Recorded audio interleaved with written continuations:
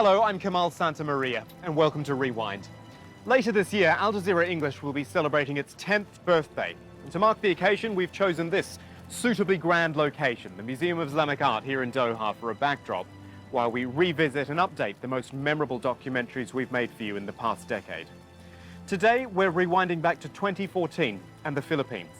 The country was experiencing a spike in gun violence at the time, and the government's response was to introduce new restrictions on the purchase and possession of firearms. There'd been a fierce backlash from the gun owners community, which was insisting on the right of self-defense against escalating criminality.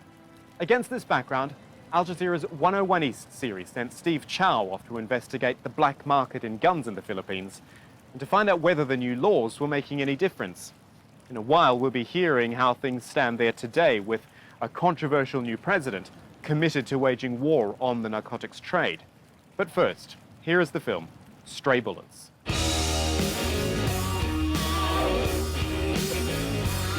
Every 9 minutes, someone in the Philippines makes a deal to buy a gun. According to police statistics, within half an hour of that purchase, a crime is committed and someone is murdered. In the Philippines, the murder rate per capita involving firearms is 3 times higher than the United States. I'm Steve Chow. On this episode of 101 East, we look at a new law the government says will put an end to gun crime. If so, critics ask, why haven't the killings stopped?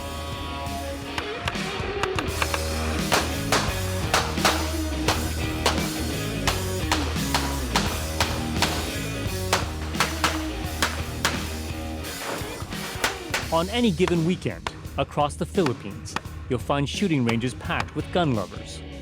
Through makeshift mazes, they battle to win the weekend's title of the fastest draw.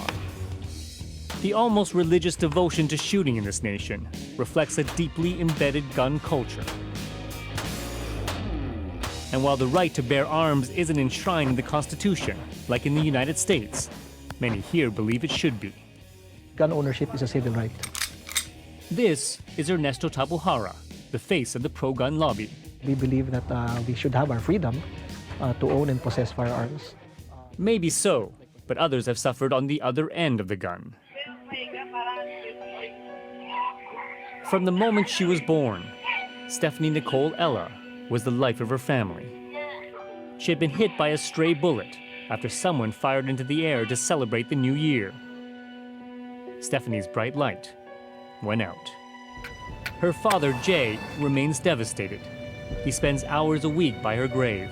When night comes and I need to get rest and sleep, those memories, bad memories, always come back to me. And what also remains is the pain of not knowing who's responsible for firing the gun that night. Police have yet to make an arrest. I always keep her alive in my heart. I always remembering those things. That makes me smile, even though there's still no justice for her.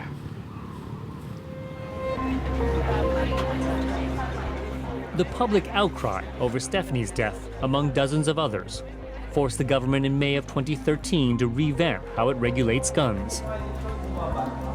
This is Louis Opus, the chief of the police firearms division. He takes us through a newly renovated office that will, for the first time in the Philippines, register gun owners by computer. Till now, the record-keeping has been done by hand.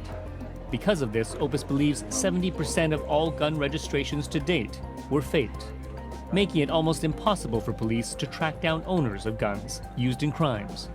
On my second day here in my office, I kicked out 16 people. 16 people. Yes. The straight-talking chief of firearms was only recently brought in, tasked with cleaning up a department long accused of taking bribes and for selling guns seized from crimes on the black market. We are now trying to introduce technology because when you introduce technology, you could lessen corruption. His other task is to put into practice a new gun law that includes much higher fees for gun ownership and more stringent drug and psychiatric tests of those who want to own them. I do believe that not everyone should have a firearm. In this country, it is not a right to have a gun. It is a privilege given to an individual to have this firearm.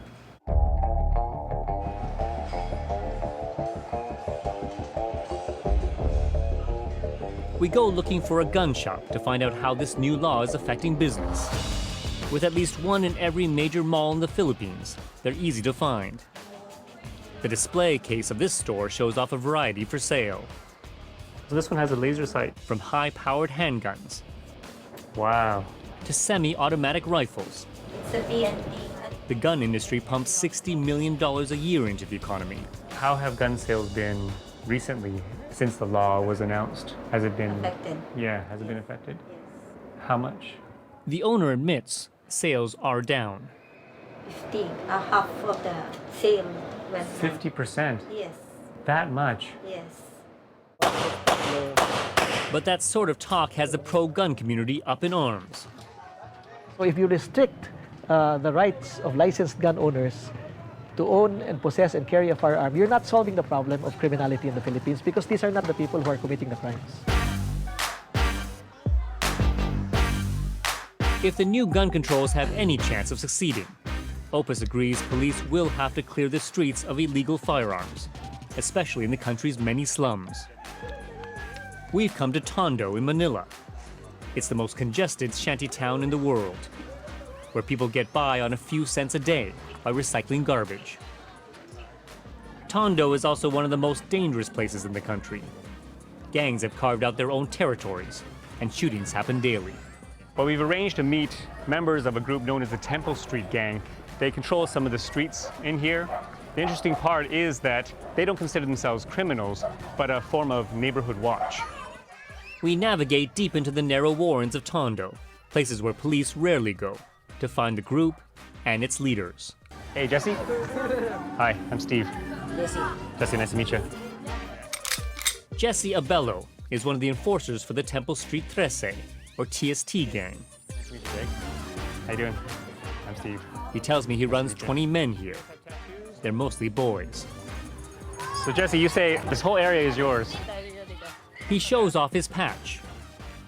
Started on the streets of LA, the TST created a Philippines chapter sometime in the 1980s. Now they're battling rival gangs to see who will own Tondo. Jesse says he became a member of TST when he was 16. He's now 21. Yung una, naramdaman ko yung gano'n kasi ang... When I joined the gang, I felt a sense of solidarity. You have your group of friends who are true to you. It's a real fellowship you can count on. A fellowship he believes has kept him alive in what is a perilous place for young men. A few weeks earlier, local news channels headlined a shootout between two rival groups in the area. The back-and-forth battle was captured on security cameras. Show me your gun again? The group won't say if TST was involved, but Jesse shows us old bullet wounds from past fights. So you're shot here. I can see the bullet wound there. Exactly how he got them, he won't say. The entry wound is here, and it came out on the other side. Okay. You were in a gunfight, or what happened? Napagbintangan lang. I was just accused of something and things just happened. Then, one of the gang returns with something to show us. It's a handgun. Oh, this is the gun. Can I see? It's an old one, but we're told it's been used to kill at least 2 people. Why do you need a gun?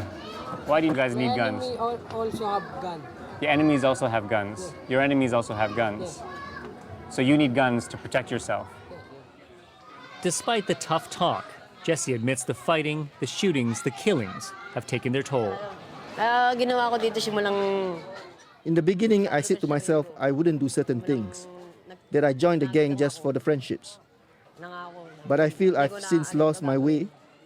These days, I'm the one looking for trouble. That guns are needed to survive here is something we hear again at our next stop in Tondo.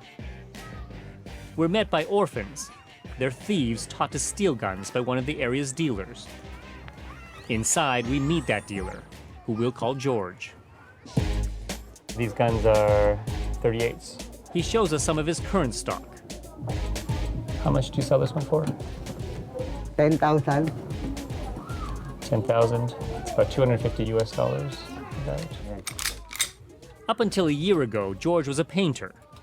Then he lost his job and says he had no choice but to get into guns. He says he makes twice as much now. Do you ever feel guilty knowing you're selling weapons that could kill people? Not really. It's up to the buyers. Maybe it's for their protection. I don't care where or how they use it. The important thing is I sell the guns. And George has sold many of them, more than 100 over the past year. He does so, he says, not only to feed the orphans, but also to support his own 5 children, one who's sick in hospital. Even though I know I could be caught, I can't entertain fear. One of my children is ill. I need money for medicine and for the surgeries. That's why I don't really care about the punishment. It's nothing for me. As for the new law, George says the poor can't afford the high fees to register guns. Besides, he says, people have little faith in police. It's impossible for this law to work. How many police actually look after civilians? Almost all cops are criminals in this neighborhood. If someone really wants to kill you, the police can't and won't protect you. Do you recognize, Superintendent, that one of the weaknesses traditionally for the Philippine National Police is enforcement? Yes, I agree with you. How do you overcome this problem? The Philippine National Police is trying to change, but we cannot change overnight. It will take time. But we are trying our best, and we have agreed and we have admitted that there were faults, and we are trying to correct them. But in Tondo, change is not happening fast enough. We come across a wake. It's for Juvencio Inad, a man who sold mangoes in the slum. He was known as a tender, gentle man. Still, he was shot and killed. Few stopped to look. Kids continue to play basketball nearby. With so many deaths here, another just doesn't mean that much. His wife Luisa and brother are left to grieve by themselves. Police have no suspects, and Luisa is left to wonder why he was killed. I don't know why he was shot. He didn't wrong anyone. He was just making a living.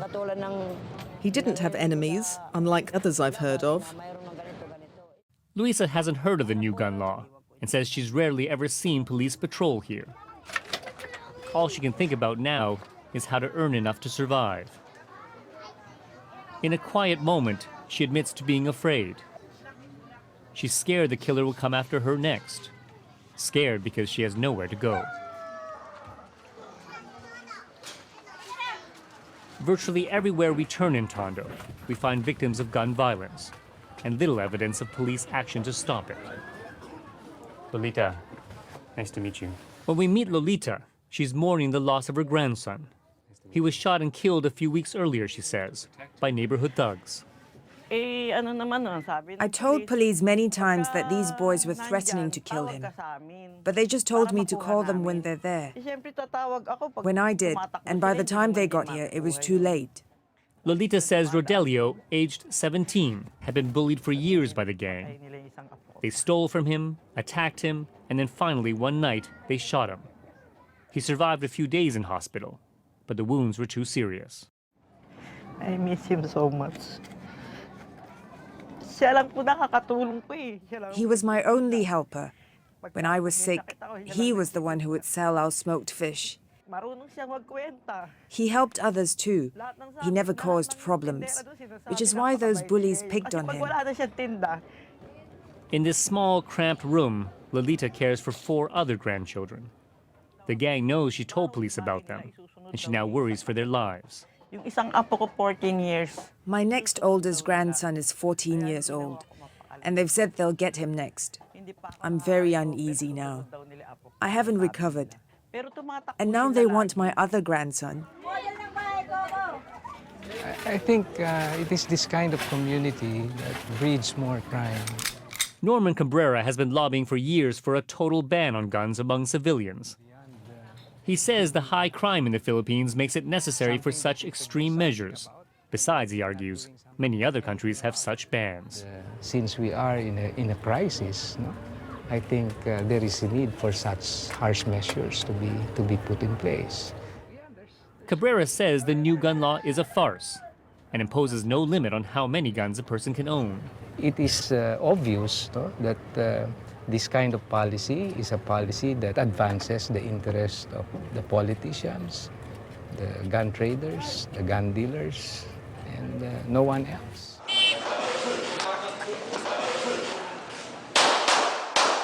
Cabrera points to the law's biggest supporter. The Philippines president, Benigno Aquino, is an avid shooter and gun collector.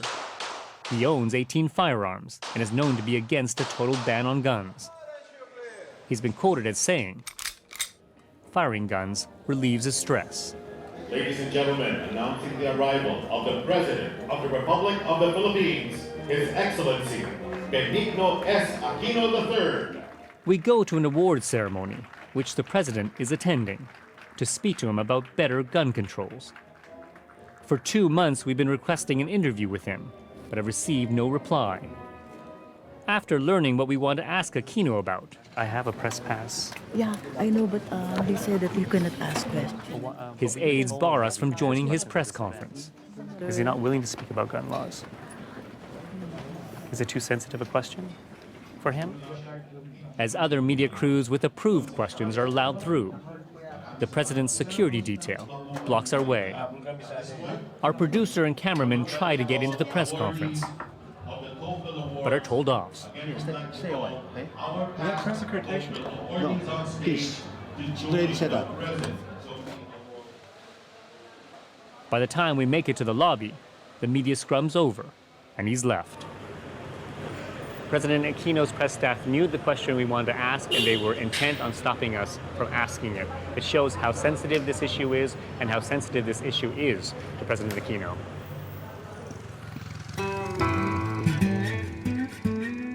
To investigate claims, some Philippine authorities are actively supporting the illegal gun trade. We head for the mountains of Danao on the Philippine island of Cebu. It was here 600 years ago that Spanish conquistadors first colonized the Philippines, and some argue started the gun culture. Centuries later, and local gunsmiths still ply their trade here, albeit secretly. We leave the van to go on foot. There have been a number of police raids here over the past few months, and while there are literally dozens of gunsmiths in these hills, most people are wary about speaking with us. The only two that are willing are up this trail.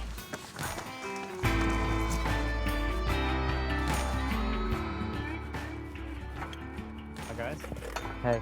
We'll call these two men June and Edward.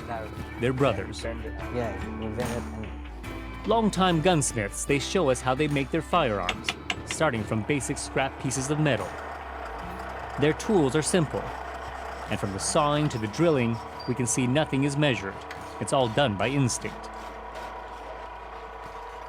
What they are exact about is where their profession stands in the eyes of the law. It's illegal. Illegal, they say, but that's not about to stop them. How can I sustain my family if I am not going to work with this? They put together their latest handgun and show me an array of others that are ready for market. Colt Mark IV. Yeah, you know that gun. Yeah.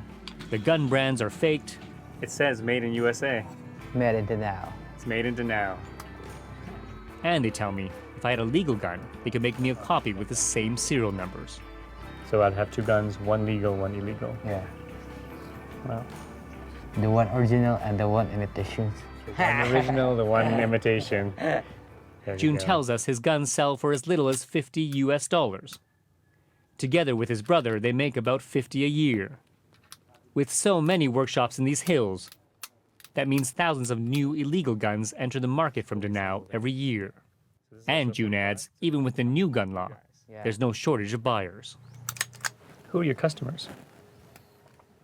A lot of people want to buy this. A lot of politicians, police. Police? Military. Police and military buy your illegal guns? Yeah. And the politicians? Yeah, they just came and again to order. They come to order instead. Good morning. Opus says police are working to crack down on the sale of illegal firearms. He gives us one of the first glimpses for media of the vault, where seized guns are stored. These are all the surrendered firearms. There are thousands.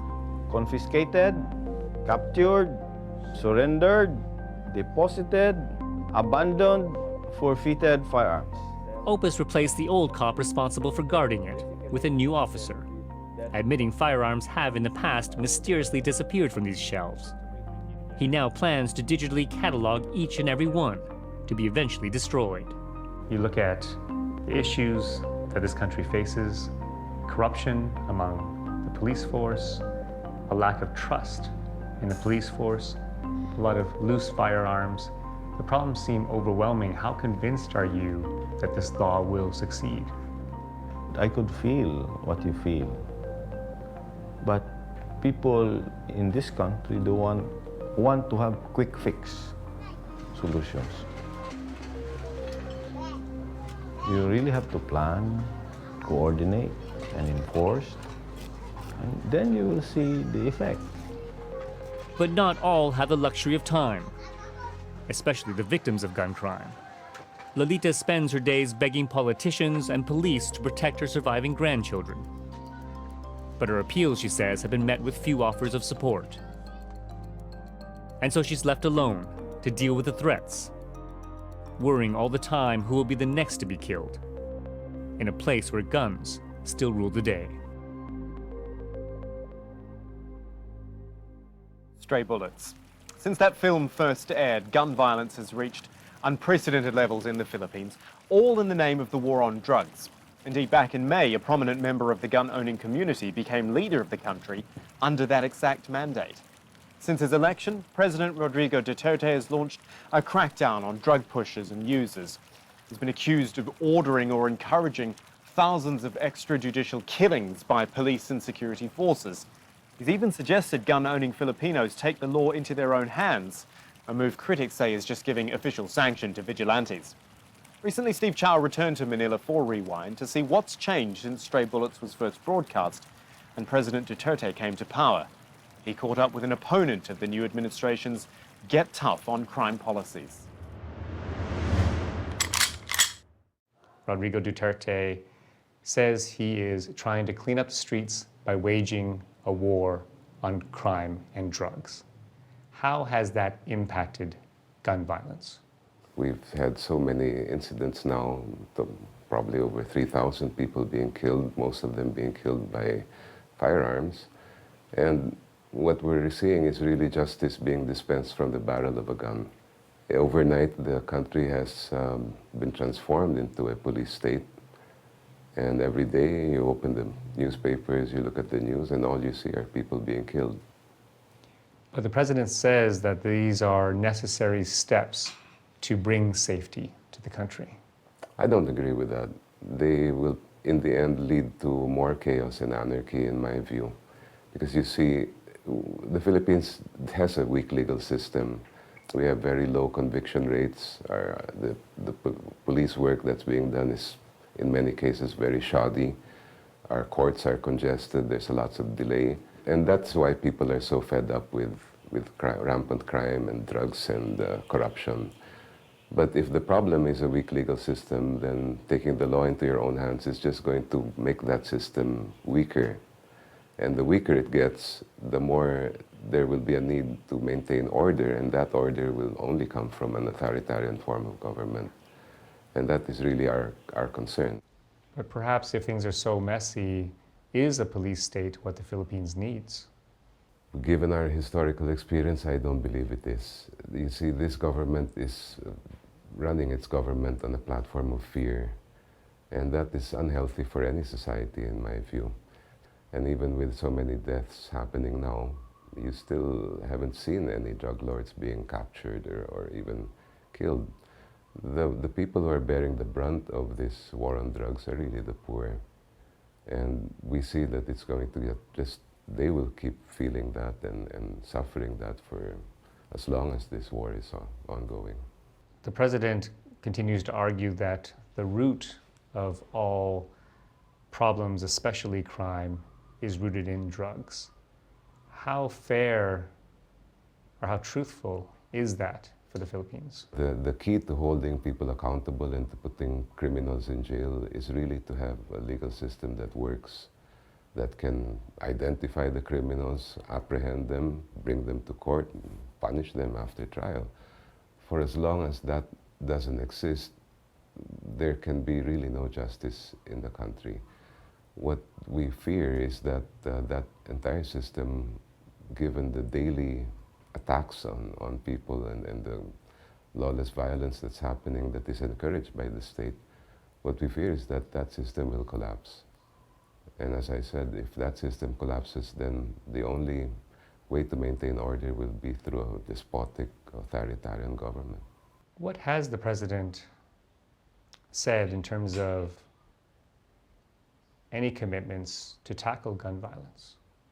I haven't heard him mention that issue at all, and that is really of major concern. Even before he took over as president, there has already been a big issue about gun violence in the country. Now that he has issued statements saying that, encouraging essentially people to use violence on criminals and on drug addicts and so forth, and we foresee that that's just going to get worse. How do you tackle gun violence in the Philippines when we're at this stage? I think the very first priority will have to be to look at our law enforcers, clean up the police forces, because they hold the key to any kind of investigation and identification of people who are involved in this type of thing. Unless and until you do that, if you give them this amount of power, you are going to find mistakes, you're going to find excesses, you're going to find abuse. And unfortunately, when the president took over, he, as far as we can see, did nothing to ensure that the police had the integrity that they need. These people who are now in our police forces are the very same people who were there before the president took over. Previously, they had restraints. They were restrained by the regular government limitations on human rights, on what they could do in terms of self-defense and protection of their own interests. But now all of that seems like it's gone down the drain. Essentially now they decide who are criminals, they decide whether they should live or die, and no one is looking over their shoulders to ensure that they're doing the right thing. And the more they have that power, in my opinion, it's just going to corrupt them. You talk about things going down the drain. In 2013, when there was a lot of talk about stray bullets hitting innocent people, especially children, and killing them, there was a bit of a tightening of restrictions on gun laws. Do you see all these steps sort of taking a backward sort of? Yes, I don't think that our law enforcement and the authorities in general have much interest in doing that now.